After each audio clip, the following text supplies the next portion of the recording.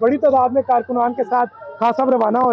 चलते रहे कौन सा अपना कमाल था, ये वो सफ़र था जिसमें ठहरना महाल था, और ये हकीकी आज़ादी का सफ़र है।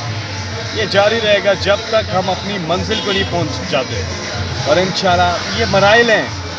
नडर लीडर है, दरे लीडर है, गोलियां लग गई, मुल्क में अपने पाकिस्तान में हैं, लोगों के साथ खड़े हैं, और दूसरे गोलियां दे के फरार हो गए हैं पाकिस्तान से, अदालतों में झूठ बोल कर, गलत बयानी करके।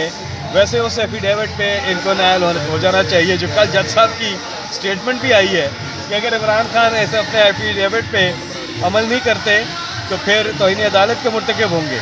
तो इमरान खान तो खैर अमल कर रहे हैं, और अभी चल पड़े हैं इस्लामाबाद के लिए पेशी के लिए। कोर्ट से क्या तवक्कुआत है? जो दूसरी तरफ जो अमल दरामद नहीं हुआ उस पर तो नायली बनती है ना।